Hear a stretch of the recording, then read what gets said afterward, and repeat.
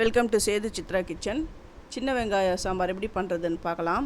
இந்த வீடியோவை ஸ்கிப் பண்ணாமல் பாருங்கள். இதுக்கு வந்து ஒரு புடி சின்ன வெங்காயம் தான் நான் எடுத்திருக்கேன். இது வந்து ஒரு 4 பேருக்கான அளவில் தான் நான் இந்த சாம்பார் ரெசிப்பியாக நான் பண்ணுறேன்.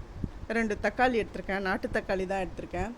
இது வந்து ஒரு கைப்பிடி துவரம்பருப்பு போட்டிருக்கேன். அதேமாரி ஒரு கைப்பிடி சின்ன சிறுபருப்பு போட்டிருக்கேன். இதை நல்லா க்ளீன் பண்ணிக்கணும். ஏன்னா நான் வந்து ரேஷன் துவரம்பருப்பு எடுத்திருக்கேன். அந்த ரேஷன் துவரம்பருப்பில் கல்லுலாம் இருக்கும். அதனால் நல்லா வாஷ் பண்ணிவிட்டு அதில் கல் இருக்குதா எல்லாம் அரிச்சு போட்டுக்கோங்க. அப்புறம் அந்த 2 தக்காளியில் அந்த தலையை எடுத்துட்டேன். அப்புறம் பெருங்காயம், மஞ்சள் பொடி, நல்லெண்ணெய் ஒரு குழி கரண்டி விட்டு இது வந்து ஒரு 3 விசில் வரணும். 3 விசில் வர அளவுக்கு இதை அடுப்பில் அப்படியே வையுங்க. அப்புறம் புளி வந்து ஒரு நெல்லிக்காய் அளவு எடுத்து ஊற விட்டுடுங்க. ஃபஸ்ட்டு என்னுடைய வீடியோவை பார்க்குறவங்க சப்ஸ்கிரைப் பண்ணலைன்னா சப்ஸ்கிரைப் பண்ணுங்கள். ஆல் அண்ட் ஆப்ஷனை தொடுங்க. அப்போ தான் நான் போடுற ஒரு வீடியோவுடைய நோட்டிஃபிகேஷனும் காட்டும், உங்களுக்கும் யூஸ்ஃபுல்லாக இருக்கும். அது 3 விசில் வந்துடுது. இப்போ சாம்பார் பொடி, அந்த சாம்பார் பொடி நான் வீட்லேயே பண்ண போகிறேன்.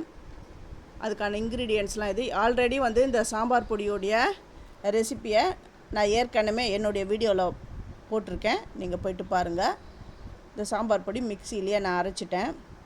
இதை எடுத்து ஒரு கண்டெய்னரில் நான் கொட்டி எடுத்து வச்சுட்டேன். இதை யூஸ் பண்ணி தான் நான் இந்த சாம்பார் பண்ண போகிறேன். அவ்வளோ டேஸ்ட்டாக இருக்கும் இந்த சாம்பார். இப்போ ஒரு சாம்பார் பண்ணுறதுக்கு ஒரு பாத்திரம் எடுத்து அடுப்பில் வச்சுருக்கிறேன். எந்த சாம்பார் பண்ணாலும் நல்லெண்ணெயில் பண்ணிங்கன்னா இன்னும் ரொம்ப நல்லா டேஸ்ட்டாக இருக்கும். ஒரு குழிக்கரண்டி நல்லெண்ணெய் விட்டேன். கடுகு, வெந்தயம், ஜீரகம், 2-3 பச்சை மிளகாவை அப்படி கிள்ளி போடுங்க. கருவேப்பிலை இதெல்லாம் போட்டுட்டு சின்ன வெங்காயத்தை தோல் உரித்து வச்சுருக்கிறேன், நல்லா வாஷ் பண்ணிவிட்டு அதையும் இதில் சேர்த்துட்டு வதக்கணும். இது வந்து கண்ணாடி பதம் வரணும், அந்த அளவுக்கு வதக்கி விடுங்க. இது கொஞ்சம் நேரம் வதங்கட்டும். அப்புறம் நான் புளியை ஏற்கனவே நான் தண்ணி விட்டு ஊற வச்சுருந்தேன். அதை வந்து நான் கரைச்சி அந்த புளி நீர் கொஞ்சம் எடுத்து வச்சுருக்கிறேன், அதை இதில் சேர்க்குறேன்.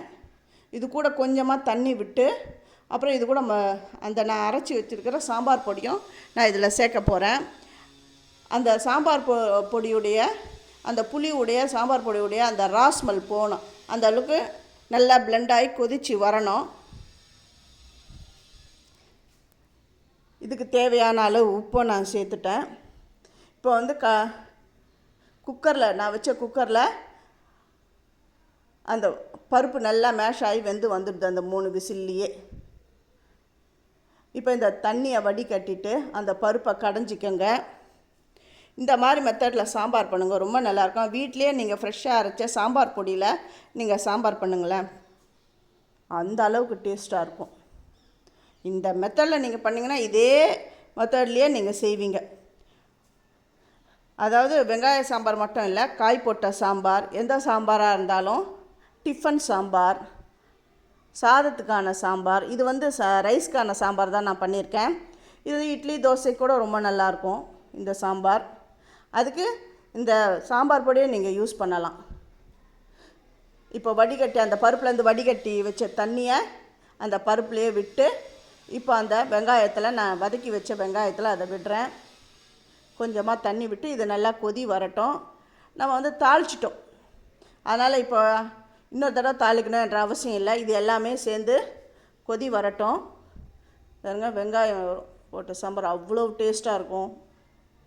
இந்த ரெசிபியை நீங்களும் உங்கள் வீட்டில் செஞ்சு பார்த்துட்டு எப்படி வந்ததுன்னு எனக்கு கமெண்ட் பண்ணுங்கள். உங்கள் ஃப்ரெண்ட்ஸுக்கும் நீங்கள் ஷேர் பண்ணுங்கள். பெருங்காயம் வந்து ஒரு 1/2 ஸ்பூனுக்கு போடுறேன், இன்னும் ரொம்ப நல்லாயிருக்கும். இப்போ வந்து உப்பு திட்டம் பார்த்துக்கோங்க. உப்பு பத்தலைன்னா உப்பு போட்டுக்கோங்க. இந்த ரெசிபிக்கு லைக் பண்ணுங்கள், ஹைப் கொடுங்க. கடைசியில் நான் வந்து கொஞ்சமாக வெல்லம் சேர்க்குறேன். ஏன்னா அது வந்து எல்லா டேஸ்ட்டும் அப்படியே அந்த புளிப்பு அது எல்லாத்தையும் பேலன்ஸ் பண்ணி கொடுத்துடும். கொத்தமல்லி, கருவேப்பிலை எல்லாத்தையும் போட்டுட்டு நான் மூடி வச்சுட்டேன். வெங்காய சாம்பார் சுட சுட ரெடி ஆகிடுது. சாதத்துக்கு அவ்வளோ சூப்பராக இருக்கும். இது டிஃபனுக்கு கூட நீங்கள் இந்த மாதிரி செய்யலாம். தேங்க்யூ.